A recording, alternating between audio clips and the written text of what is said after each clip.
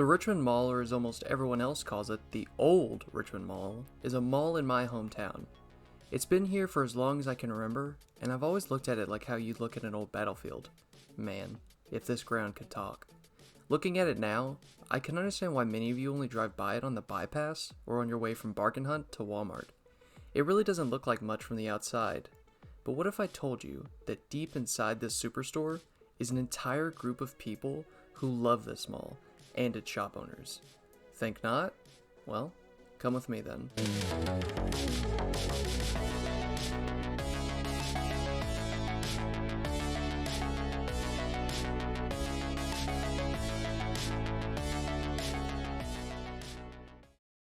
So as we all know, the mall's been here for what feels like forever. In fact, it was opened 34 years ago this year, which is pretty old. When it first opened, it was home to 4 major chains: JCPenney's, Dewar's, Goody's, and Walmart. But of course, as we all know, in 1996, the Walmart pulled out and started the Supercenter right across the street from it. Nothing terrible. I mean, the cracks start to show when, a major retailer like Walmart pulls out, but people still had respect for them all.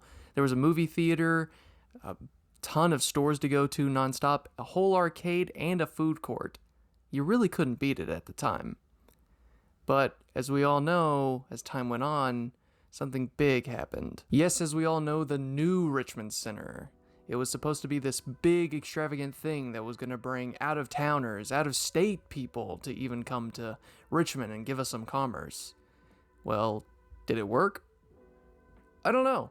I don't have the numbers, but I do know a few things. Hastings immediately pulled out of the mall and set up shop in the Richmond Center, and so did a ton of other businesses. Of course, not a lot of people can remember the mall, especially a lot of younger people. I personally can remember going to the arcade a ton as a kid, and I even remember going to the Hastings quite a lot. Of course, the mall now is kind of like looking at a familiar image, but you're not quite sure why it's familiar. A faux deja vu. You've been there before, but have you really? Of course, the mall needs a little bit of love, and as a young boy when I went to the mall, I didn't realize what it really was. It was a staple for Richmond. Everyone came here. And for the longest time, I thought, man, I really wish I could support the mall somehow.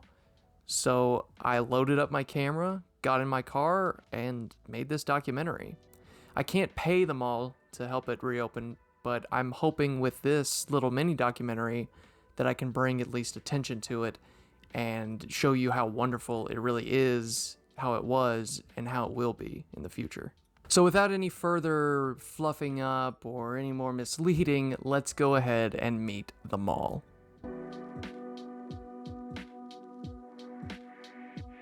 So when I first entered the second entrance of the old Richmond Mall, I was immediately taken aback by the almost lack of art in the mall.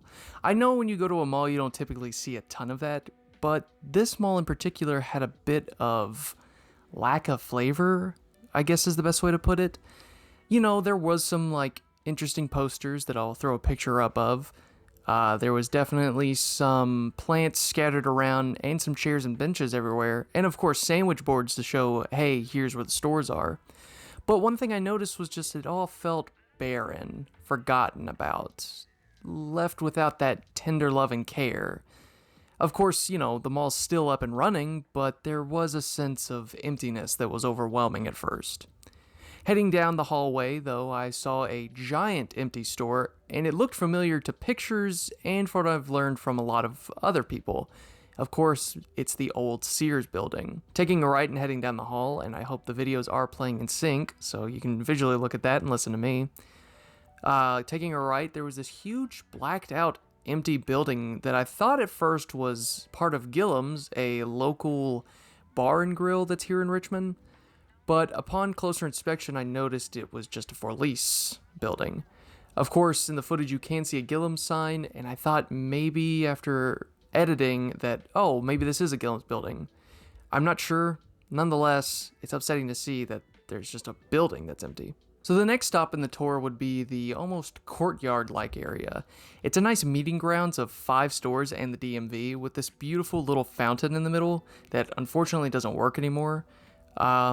Those 5 stores I have written down are the Wild Huckleberry, Cat's Creative Arts and Talent Studio, the Lovely London, Celebration Station, and The Journey Christian Bookstore and Gifts. I really like this little area because the lighting is all natural. Sure, there is some light bulbs in the area, but something about this giant overhead with this natural light cascading down, thinking back on it, it looks beautiful, and when you see it, it looks beautiful.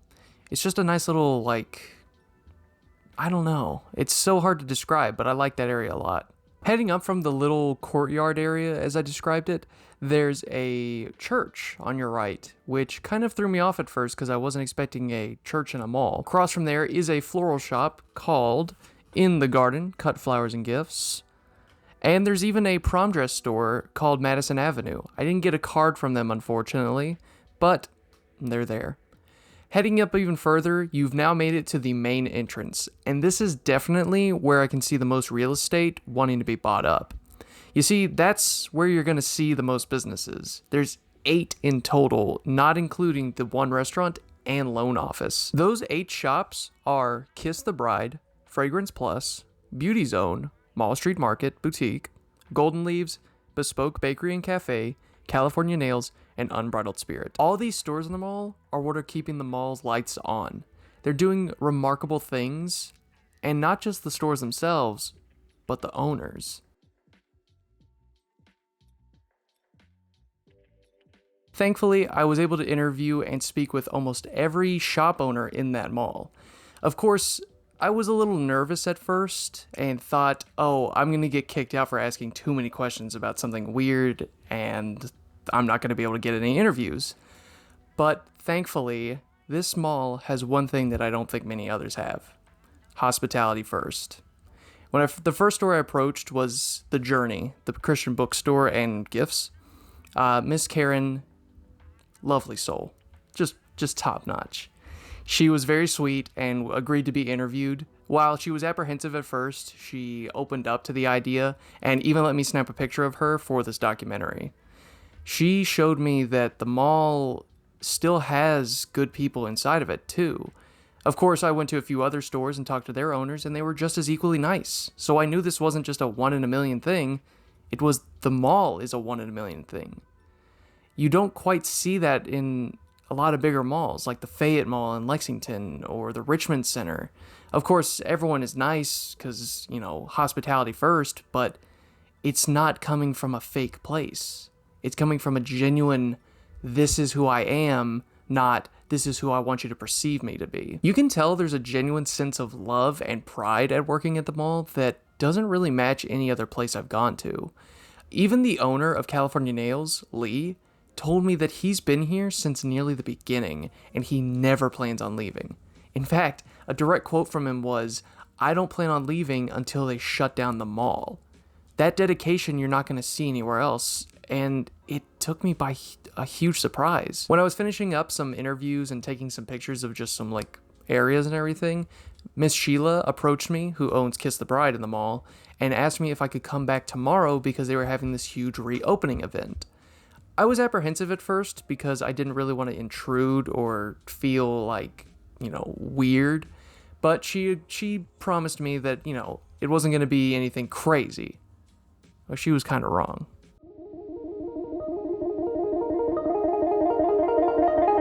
Only moments after walking into the mall the following day, I was immediately approached by the owners and a lot of the employees I had met, thanking me for coming back. It was almost like you met your family again after so long, like a big family reunion. All the shop owners were laughing together and hustling back to their shops and ringing up orders and everything, and it made me really happy to see that the mall was starting to almost reawaken. Of course, the big event was the reopening, so they were having a lot of deals and a lot of little event things. You could go and get your children's face painted, shop at the local stores. You could even take pictures with icons like Elsa, Spider-Man, Batman. I even saw a Care Bear walking around and got a picture of him. Here he is.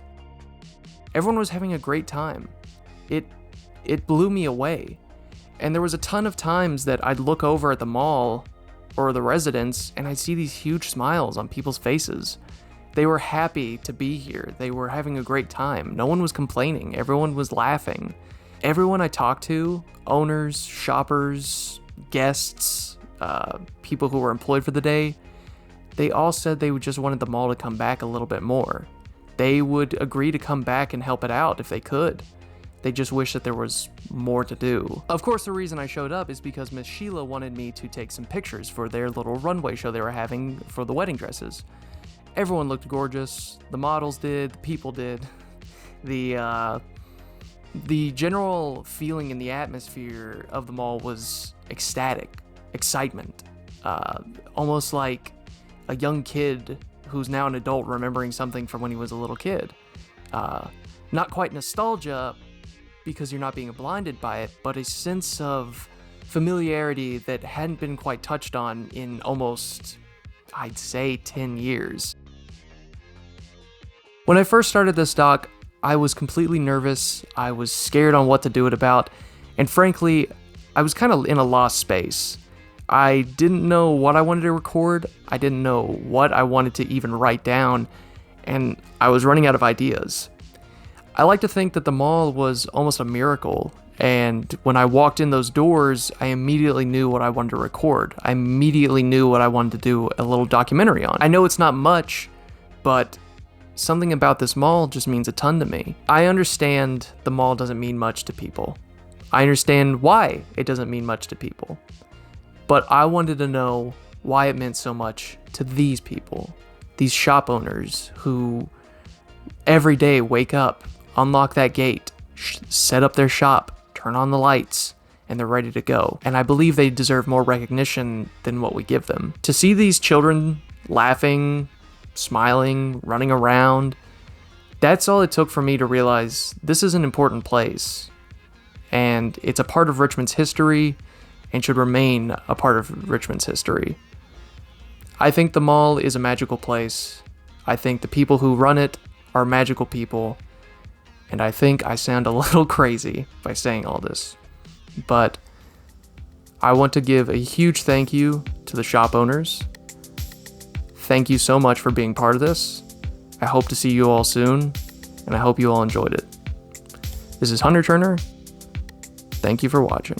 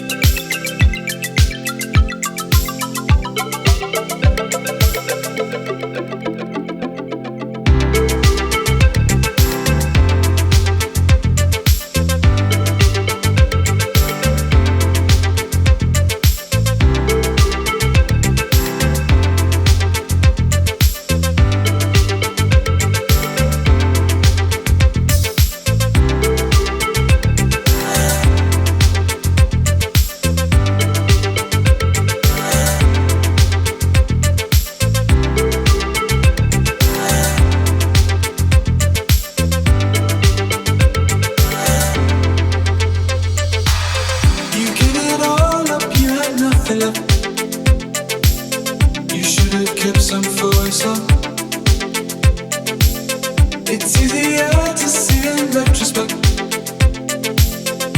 what I could have done to help.